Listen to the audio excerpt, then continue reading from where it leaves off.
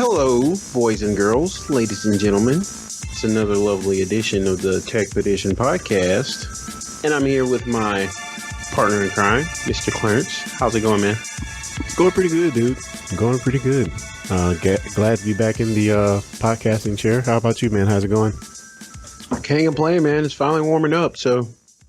Oh yeah, that's pretty soon good. Gonna be hitting the golf links. Pulling out those rusty clubs and getting them ready. Yeah, something like that. For the one day of sunshine you guys get a year there in Kansas City.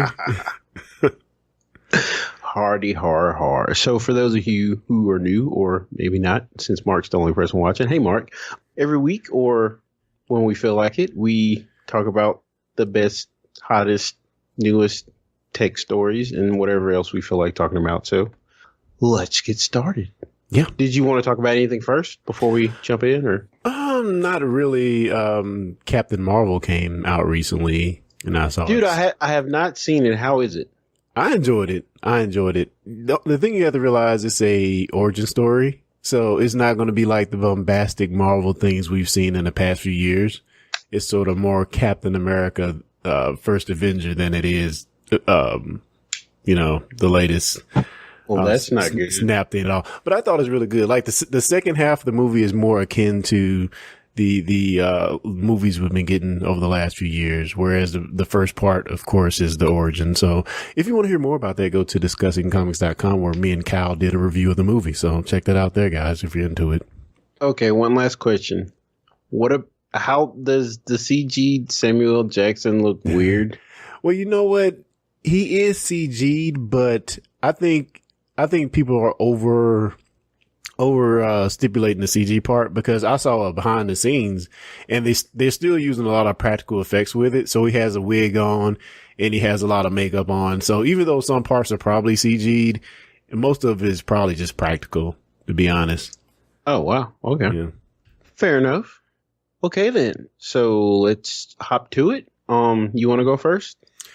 Yeah. So we're doing something maybe, I guess, slightly different this week. We're doing our, top stories, story of the week. I'm going to bring one. Carrie's going to bring one. We'll talk about other stuff as well, but this is kind of just what we're deeming our top stories over the last 7 to 14 days since it's been a minute since the last podcast. In a minute.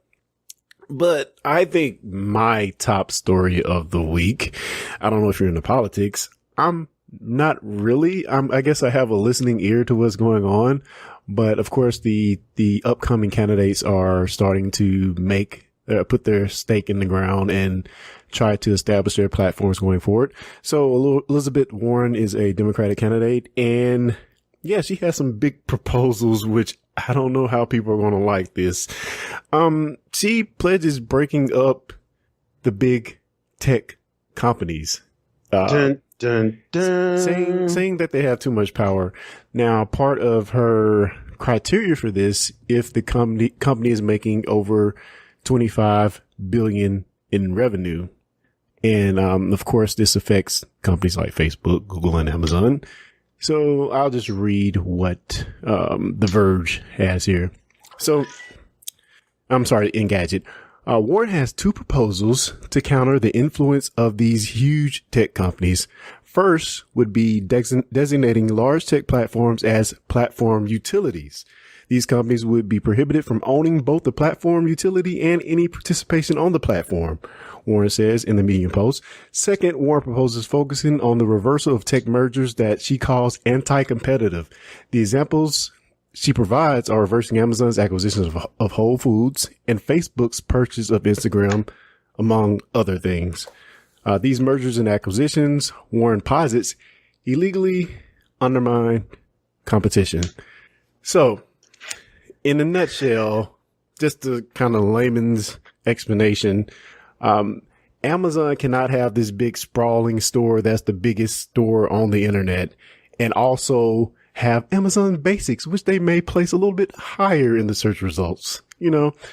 Bolstering their own products on this store that is so massive and so integral to, just the internet as a whole. And in my opinion, this is no different from Walmart having great value on the shelf. You know, go ahead. Oh, no. I was going to wait till you were done. Go ahead. No, yeah. I mean, to me, it's no different from that. But there can come a point when a company can have too much power. You know, if you're Google and we're searching the Google search engine and they only put their own stuff, you know, prime and center in the search results, should government be the ones that are, you know, monitoring that and that are regulating that? I don't know how I feel about that. But, you know, these companies certainly can have too much power at some point. So I don't know what the best answer is, but she is proposing some pretty radical things. What are your thoughts, man? Where to start? Oh. Okay, first of all, if you want to break up companies who have too much power, how about splitting up AT&T again? How about that? Yeah. AT&T, like, you know, I think revenue is a pretty arbitrary way to determine if a company is too powerful. I mean, you have AT&T, which in the 90s was broken up, early 90s, was broken up into all these baby Bell companies. We grew up on South Central Bell. And then, like, in the early aughts, they just decided it was okay for them to merge again. Yeah. Yeah. And, like, AT&T has way too much power. They pretty much, I mean, AT&T, Comcast, I mean, I'm just kind of pointing out the irony of this. AT&T, Comcast, Verizon, all these companies have like way too much influence over the internet. Yeah. And the other problem is the government just passed this net neutrality bill, or lack thereof, to pretty much kill net neutrality, which is pretty much this same thing, but with the internet. And I just kind of feel like she's kind of biting the hand that feeds her a little bit, because most of these companies are liberal companies, and like she's pretty much destroying any chance she has to be president. Not that she had that much of a chance to begin with, but she's pretty much like destroying that, because the liberals are the people who run these companies. Like, what are you doing? Exactly. Like, yeah. I mean, and then you look at the other side of it. One side was, you know, you can't have a store, whether it be the Apple App Store or the Amazon.com store, and bolster your own products. Also, the other side is you can't be one of these huge companies and just gobble up all the competition. And I guess Facebook may be the biggest example of this. You know, acquiring Instagram, acquiring WhatsApp. They basically brought all the big competition in-house. And, you know, it stems further than them. It's other companies that are doing the same things. So how do you prevent that? I mean, honestly, I think you just have to let the market play out. I think Facebook has enough ire or enough, you know, bad things coming their way right now that we don't really need to jump in to insert ourselves in that. You can think the same thing of Amazon, you know, as huge as they are. You know, us as the people, we will, you know, rebel if they get too powerful. Well, I mean, I wouldn't even say that. Like, I would say in this day and age, okay, this might be a hot take, but I feel like in this day and age, it is impossible for a technology company to become too powerful. Really? And just hear me out for a second, okay? Remember in the 90s when Microsoft was going to take over the world? Yeah. And Microsoft was getting too powerful. The browser and, you ballot? know, they had some antitrust stuff. But, you know, in the late 90s, it seemed like Microsoft was poised to take over the world. Yeah. What happened? Paradigm shift. Rest on your laurels. Cell phones become super powerful. Yeah. Tablets, you know, portable devices. And it's like Microsoft provides the operating system for most of the computers that run in the world today, and they're still not too powerful. Yeah. Because the entire paradigm has shifted. I feel like once a company gets too big and too fat, there's usually a paradigm shift, and it's happened like multiple times. Like, think about Nokia and phones in the early aughts. Like, Nokia pretty much had a stranglehold on the phone market, and there was a huge paradigm shift. And then it left room. Like, technology and innovation pretty much kills the chance of this happening. So, like, right now, Facebook is a thing. Remember before Facebook, there was this huge company called MySpace that was pretty much running the internet. Yeah. And, you know, there was a paradigm shift. Like, I just don't believe that, you know, could it happen? Yes. But I mean, look at Apple. Apple. Apple was pretty much had a stranglehold on the phone market, and now the phone innovation in the phone market has stagnated, and now they're not as powerful as they once were. Like I don't know. I have strong feelings about this. Yeah, I mean, I think that maybe the thing that, again, I'll bring up Walmart.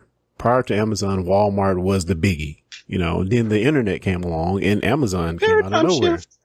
But again, like, I guess maybe the picture to the next shift is not so clear, and that might be part of the reasoning of saying. Is it ever clear though? It's never clear. True. Trust me, if it was clear, then if the next paradigm was clear, then Walmart would still be dominating Amazon. But I think in the early days, you could, at the onset of the internet, you could see it coming down the road at some point. At least some of the visionaries saw that. I don't know. I don't see anything. Amazon used to only sell books. They sold books. Yeah, Nobody cared about true. Amazon. They sold books. True. They sold used books. They bought half.com. I mean, Yeah, I remember that. Like it's it's just really hard to tell where things are going to go. Like what we're concerned about today, 5 years from now, we probably won't be as concerned about it. I mean, because just think about now, like what is the huge thing? Smartphones.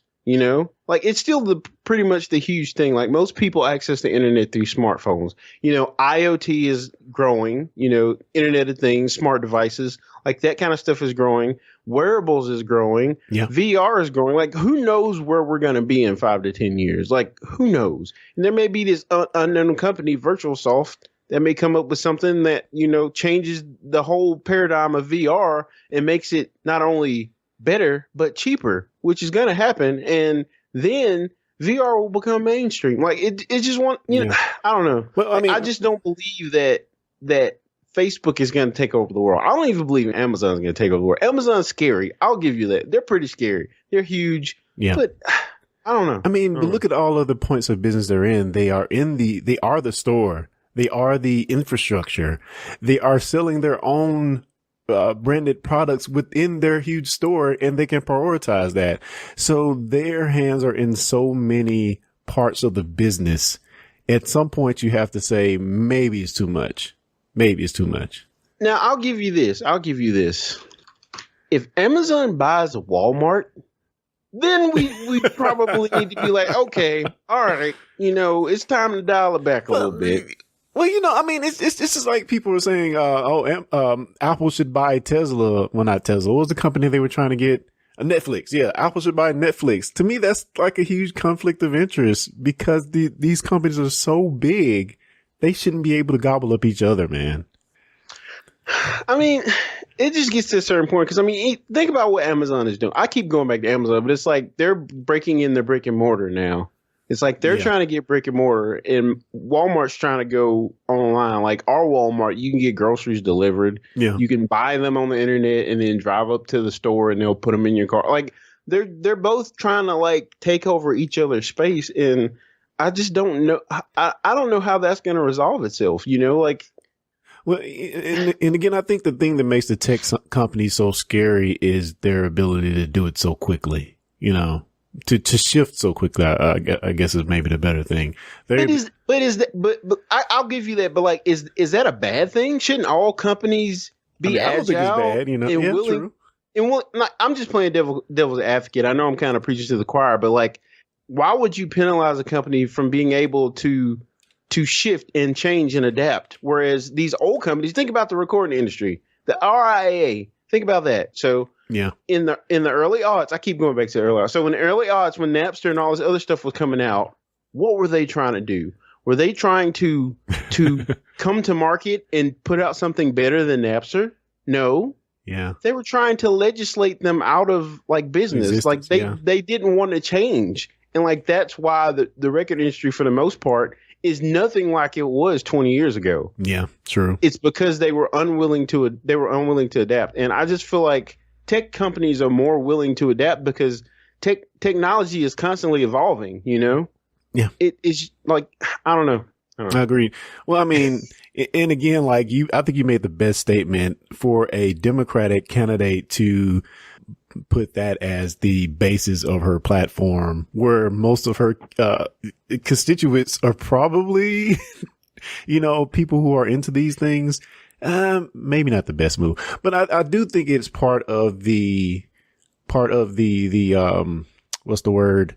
It's part of the initiative to maybe push back a little bit at these tech companies, and especially in the wake of Facebook and the privacy and things like that as we go into the next election. That might be what she's trying to show that she has gusto about. And, I'm not going to let these tech companies take this election because, Now, it's one of these, like, if Trump ran on that, it would be genius. Like, but for it makes more sense for him. It's like, yeah, but even with like that, as far as a Republican, as far as like letting the market resolve itself, even that's bad. So I don't know. Yeah, you can't do it, Steve Apple. You can't do it. Steve Applesoft. All right, man. Well, okay, cool. This is my main story. And it's something very near and dear to my heart. I would say about late 2002, which was about 17 years ago. Wow. I was like not interested at all in the Xbox. I had a PS2 and I loved it. And I was a diehard PC shooter fan. So I was not concerned at all with playing shooters on consoles, except for GoldenEye. That's probably the only one. Right. So, my brother comes home. We were living together at the time. He comes home. He's like, "Hey, my buddies are playing Halo. You want to come play?" And I was like, "Okay, I'll come." And that was all she wrote. Yeah. So yeah, I would say for the last, give or take, 17 years, Halo has played some part in my life. Not like majorly, but even though Bungie doesn't make Halo anymore, I consider Destiny to be kind of a spiritual successor to Halo. So I say all that to say this. Halo's been on the PC 2 times. So Halo 1 came out for the Mac and PC around the time it came out, and Halo 2 came out for PC. And then that was it. A couple years back, Microsoft releases the Master Chief Collection on the Xbox One and Xbox 360. Did the Master Chief Collection come out on the 360? That was just Xbox One, right? I think it's just Xbox One. Yeah. Okay, so and now it's coming to PC, and Halo Reach is joining the collection. That's crazy. They announced this. When did they announce? They announced this a couple days ago, actually. The PC version is not only going to be on the Microsoft Store, it's also going to be on Steam, which is another huge thing that you wouldn't expect Microsoft to do. But Microsoft is a new Microsoft. They're not all, get your hands off of my stuff. We talked about this the other week. Sasha-mania, man. Sasha-mania. Yeah, we're talking about this the other week with the Game Pass maybe possibly coming to the Switch. Yeah. Like, they want as many people as possible to play their games, and they're not locking things down to the Microsoft Store. Anyway, for the PC version, it's coming out in stages. I think the first game that's going to come out is Halo Reach, which is kind of funny because that's not really a Master Chief game at all, but that's cool. Halo Reach is one of the fan favorites. It's been often requested for the Master Chief Collection. Oh, yeah. So we're going to get Halo. Oh, they're releasing them in chronological order. That's why. So we'll get Halo Reach first, then Halo 1 Combat Evolved, Halo 2, 3, Halo 3. That's what they're doing. That's cool. Yeah, Halo 3 ODST, which is my personal favorite Halo game of all time. I like Reach. And then Halo 4. Yeah, Reach is awesome. And I don't really know if they're going to do Halo 5, and I don't really care if they do because I didn't like Halo 5 at all. Yeah, and it seems like these are going to be like true. They're not just doing like lame ports. They're actually 4K 60 frames a second. Yes, 4K resolution, ultra wide monitor support, adjustable frame rates, remappable keys. So they're going full on PC with this in every sense of the word. Yes. And Andy reminds me of when he brought Guitar Hero to my dorm room, and I immediately went and bought it. Like, I think I had an Xbox One not the Xbox One, the original Xbox. I think I traded my Xbox in the GameStop and got Guitar Hero for my PS2 or something. Like, it was amazing. Yeah. So thanks for that, Andy. But yeah, like it's been a long time coming for this. You can check out PC Gamer or just Google Halo Master Chief Collection. There's a trailer for it. I did not see the And trailer. yeah. So let's see. We will get fields of view sliders, 4K resolution, ultra monitor support, adjustable frame rates, remappable keys, and yeah, these are. They're not just going to put these out. They're going to continually improve them, which is amazing. Yeah, I'm so excited about this. Yeah, Brittany made the comment that PC gaming is huge right now. I totally agree with that. But that being said, let me ask you, Carrie, do you think it's just a grab to try to reinvigorate the Halo community? Because Halo's been kind of stagnant the last few years. Yeah, I think Halo 5 was a huge misstep for the franchise. And, it looks like with the new Halo, Halo Infinite, I think it's called, they're going to bring it back to its roots. I mean, the trailer that they posted, the art style and every atmosphere is a lot like Halo 1. But as far as this being a cash grab, I don't think it is, because if you think about it, the Master Chief Collection has been out for a few years. Yeah, it has. And they're having to sink, significant resources into this. So I don't really think it's a cash grab so much as, maybe like you were saying, Microsoft's just trying to reestablish the Halo IP. Because if you think about it, this could be genius. So they release Halo Reach, then they release 1, 2, 3, 4, maybe 5. And then by the time all that's done, Halo Infinite's out. So, it just kind of like leads people into that. And, of course, with Xbox Anywhere, Halo Infinite or Halo 6 is definitely going to be on PC. So, I just think it just will, create a lot of buzz, and I'm super pumped. Yeah, and in addition to that, I think they did greenlight a Halo series on Showtime. I don't know a bunch of details about it, but it has been greenlit for a Showtime series. That is awesome. Hopefully it's like Forward Unto Dawn and not like that other series that they released. Forward Unto Dawn was amazing. It was a prequel-ish thing for Halo 4. Yeah. And I really, Halo 4 was different, but I really liked Halo 4 as far as the single player. The multiplayer was kind of meh, but the single player to me was a lot of fun. You got new weapons, and yeah, if it's more like that and not the one with Locke. Oh man, you don't like Luke Cage? Oh. He's boring. He's boring. He's boring. And he punched Master Chief for no reason. Yeah, he did do that. So Halo Battle Royale. Yeah, that might be onto something there. Yeah. Maybe set in the Halo universe. I don't want to be like Spartan BR. Well, I guess it wouldn't really matter, but maybe ODST. Yes, ODST. it's perfect. They drop in the pods. And that ODST Battle Royale. I'm going to send a note to Bungie. Not Bungie. 343 Industries. Yep. I forgot their name. Okay. What else we got? So Microsoft demonstrated XCloud Gaming this week on an Android phone with a Xbox One controller.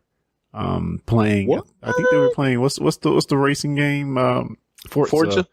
Yeah.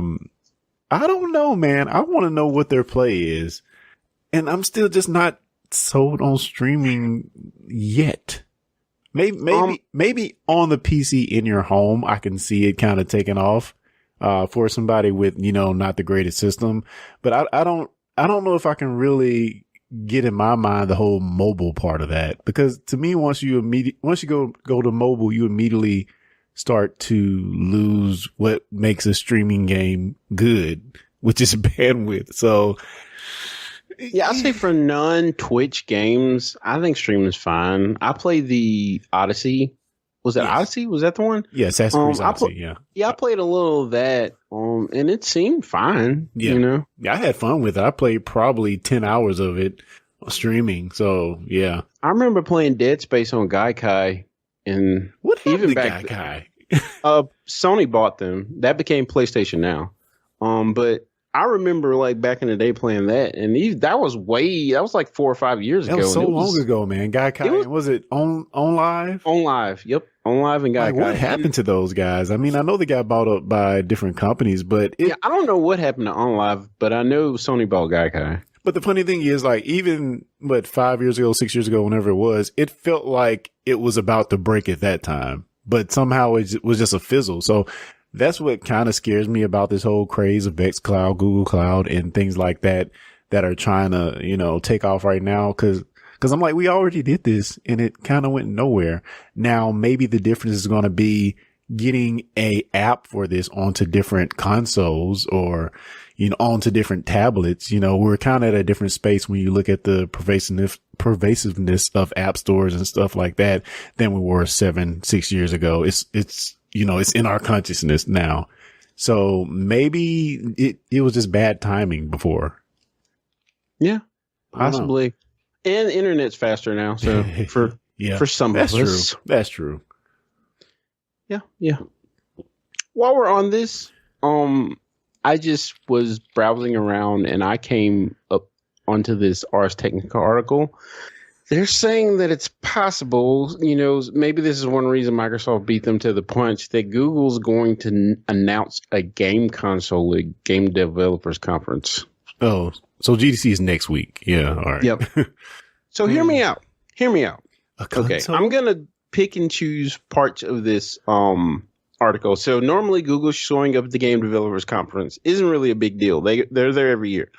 But they've been sending out teasers. And the funny thing is, one of the people that posted the teaser is Google's senior vice president of hardware. The division that brought us the Pixel phone, Google Home, and every other Google hardware product. So that is a huge sign that it's hardware. The second sign is there's a preview page on the Google store, the store that sells the stuff, devices. Yeah. So if you go to Google store.google.com/magazine/gather_around, there's a teaser page there, and they don't sell software on that. They don't sell any kind of, it's phones, tablets, laptops, connected home, virtual reality accessories. Like it's a hardware store. So yeah, this is this could be pretty significant. It could be like a little online box, but it, you know, well, that's what discourages me. Google, of course, their phone is highly popular. Their tablets, maybe not so much. But I think that they're ultimately a software company, and the console market is so hard right now. What's that? Ouya, all these other smaller, you know, Android-like devices that have tried to come out over the years. I think they're probably doing themselves a disservice to go into that market, whereas they can just be an app on an established console. You know, have your own controller that, you know, that you can plug in to the PC or, you know, whatever. But I don't think, I don't know. I don't think a console is a good idea. I just don't. It's just, I heard somebody else say, and I believe it to be true. It's like the rule of three. You know, you can have 3 consoles at any time that can be somewhat successful. But beyond that, it's just too hard. Normally, I would agree with you, but the gaming industry has ballooned to be so large in the last 20 years that I feel like maybe we could have a 4th or 5th console. I mean, because just hear me out for a second. The reason I say that is because look at this. Look at the 3 consoles that are out now. The Switch isn't really competing with Xbox or the PlayStation. Wait, did you say the Switch is not a real console? Is that no, that's not what I said. It's not really competing with the other 2. And if you look at the other 2, a lot of the games are on both consoles. True. That is true. So if somebody was looking to build their own division and push their own games, and it looks like Google's doing that because last year they hired Phil Harrison, who's been an executive for Xbox and PlayStation. Oh wow. They also hired former Ubisoft and EA executive Jade Raymond, who actually produced some of the Assassin's Creed games. She is the vice president of an undisclosed division at Google. So, like, I mean, it looks like they're pooling talent together. And, you know, just think about when Microsoft entered the game and console market. They pretty much strong-armed their way into the console market. Yeah. Because there was no room for 3 consoles at that time. Because, you know, there was Sony, Sega, and Nintendo. And then when Sega died off, I mean, it was just pretty much two consoles for a little while, and then Microsoft just bullied their way in. Yeah. I mean, if you have the money, and Google certainly has the money and the tech, cachet behind them to get into it. But I don't know, man. Brittany says, no one can compete. And I think I have to agree. It depends on how you're going to compete, though. I mean, true. True. If they're not, I think the biggest mistake they can make, like if I was going to build a game console company or whatever division, one thing I would not do is go to these established companies and try to get them to make games on my console. Like, okay, so you have EA, which makes all the Madden games and blah, blah, blah. Ubisoft. You have all these different companies. You don't like try to court them. Yeah. You build something on your own. You make a compelling argument. Because like, look at what Sony's doing.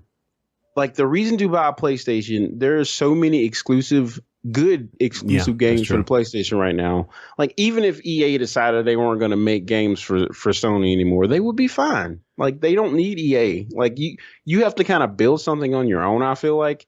And then it's kind of a build it and they will come type deal. Don't try to go out here and get Sony and then you got all the games that are on all other consoles. So then it's like, I can play these games on my Xbox. Why would I buy your system? Like, give me a reason to want to buy the Google box. Yeah. Like, come out with a couple killer apps, not just one or two. It's got to be like 4 or 5, and then people will start thinking about buying one. I mean, they would have to be great games, but I don't think it's impossible. Yeah. And I will say the fact that they are streaming, they don't have to rely on hardware. It could be good for them because they can put on any crap hardware basically and still stream their games. And also you think about like running certain types of games. At that point, the architecture behind it really doesn't matter that much. They can put the different architectures in the cloud and be able to run games from various systems or whatever and still stream it forward. So I don't know. They may be on to something. Yeah. I mean, we'll see. Like I said, I get excited about like new hardware announcements because, if they're going to add something, if they're going to bring something to the table, then, let's see what's up. Oh yeah. So, another story that I have that we can talk about really quickly. And this is just like, where is it? There we go. Yeah. So this will be real quick. The Disney acquisition of Fox closes on March the 20th. So, it is almost a done deal. I don't know what that means for the MCU this close, but hopefully, somewhere down the line, we'll get to see some of the X-Men popping up in some MCU movies. So that's cool. Yeah, that's going to be awesome. And also, so ready. And I guess we can end on this. And this was a big thing. I guess this is a pretty big thing that we didn't talk about. So did you hear about the open letter from Mark Zuckerberg? No, I didn't. So let me drop the link in here and we'll take a look at that. So the Zuck, I don't think the Zuck is that bad. I think he makes mistakes, but I don't think he's like maniacal twirling his mustache kind of guy. Maybe he is. I could be wrong, but I don't think he is. But anyway, he penned this letter. The title of it is A Privacy-Focused Vision for Social Networking. Privacy is the key word in that title. Isn't that an oxymoron? Yes. So, and I'll just read his little summary here at the top.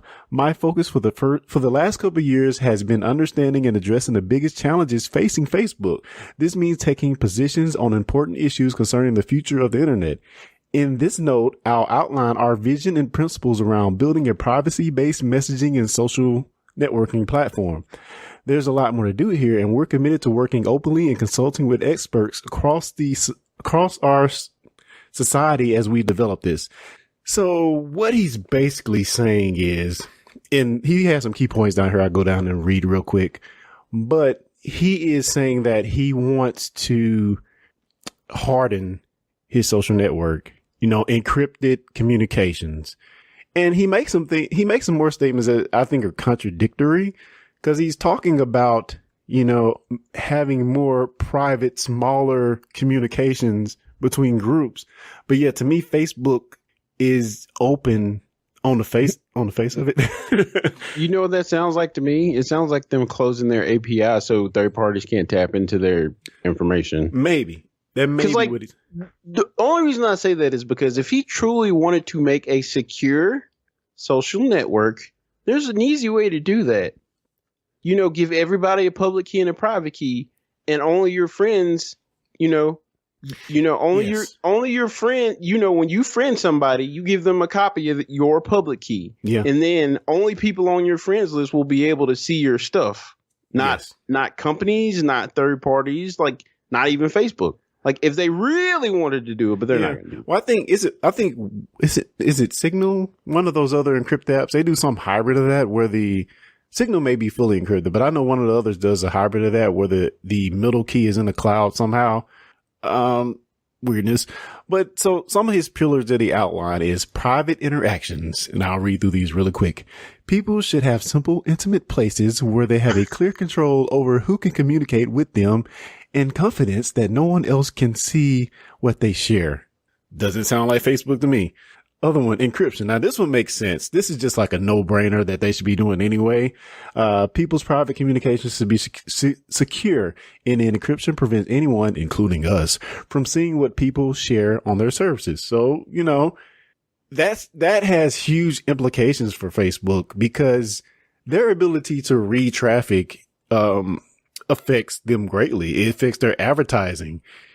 Which is ultimately their bottom line because that's how they make money is off advertising. So if they're not going to be reading our messages, how are they going to survive? Yeah, it sounds contradictory to me. Another one, reducing permanence. This is basically a nod to Snapchat generation, and it basically goes on to say people should be comfortable with being themselves and should not have to worry about what they're sharing coming back to hurt them later. Snapchat messages go away after a little bit, after you see it once. And they do some things like this on Instagram already where you can choose how you share a picture, privately. You can put that as permanently in the chat or that it disappears or is more Snapchat chat-like. As soon as you watch it, it's gone. They give you some control there. Other pillars, obviously safety, and interoperability. This is more to their messaging platforms where you can communicate between WhatsApp, Instagram, and Facebook without having to jump in between apps. So that's a goal of theirs. And lastly, another no-brainer, secure data storage. So apparently the Zuck is, I don't know, I went on for a minute there, but apparently the Zuck is more focused on privacy, security, and putting the clamps on his precious social network. But I don't see how he can do it. And I'm not cynical about Mark Zuckerberg. I think he's doing the best he can with what he has, but maybe some of these things are a little too pie in the sky, utopian. You want me to give you guys a TLDR of that? Uh-oh. Here we go. I don't want to get grilled by Congress again. You're the cynical guy. You are the cynical guy, man. But basically, you're right. Basically, the first commandment of tech, cover thine own behind. So, see, that colors everything he said in his statement. Seriously though, you can think that he actually had this epiphany of this grand design that we need to be moving toward to become a better social network. But if you look at him, what they call him, data, how he looked on Congress, a year or two ago. Zuck done had enough. But if he's doing it for the right reasons now, you still got to kind of applaud it, don't you? I don't believe he's doing it for the right reasons, though. Have you heard some of the stuff he said about people that use Facebook? It's pretty bad. Oh man! But this is more in his college years. But I feel like it's self-preservation. At this point it has to be, because if he really cared about privacy and protecting people's data, they would have been doing it already. He's a freaking CEO of the company. Like, you're not wrong. You're not wrong. But I can't really fault him because if he is really going to make it more secure, then that's better for all of us. But I just don't see it as some, what's the right word? I don't see it as some grand gesture out of the goodness of his heart. He's doing the right thing. Go, Zuck. The right thing for the right reasons or something like that. Yeah. But I think that's a big one this week. And my mind's telling me no, but my lawyers are telling me yeah. Hey, that guy is off limits. No singing his songs on his podcast. Y'all trying to kill me. Oh man, all no right, stuff. I'm done. Oh man. Well, I think we've been talking for long enough. Hit me if you want to. So we got people in the chat. What are you guys' top stories of the week? Does anybody have anything? Agrees, CYB. Oh boy. Yeah, what do you guys been reading about? Anything you want to bring to our attention? Anything? Anybody? You have the floor. You have the floor, Facebook chat. Zuck is listening. Nobody has any. Okay, well, we'll leave it open. Come armed with your stories next week, and we'll talk about them as much or as we if can. you would like to be on the podcast and talk about some of those things, hit us up. Send us a message. We're all about having guests, so yeah.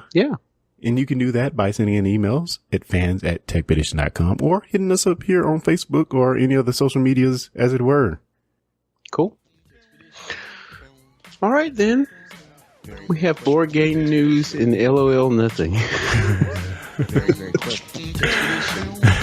Yeah, there'll be more stuff to talk about next week.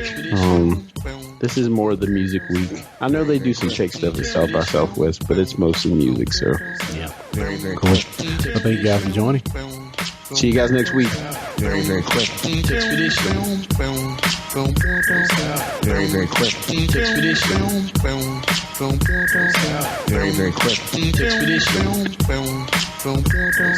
Very quick. Expedition.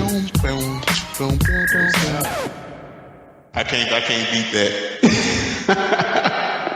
I just smells burnt and dusty. Hey guys, don't miss an episode of the Techpedition Podcast. For more information, go to techpedition.com/subscribe. TECHPEDITION.com.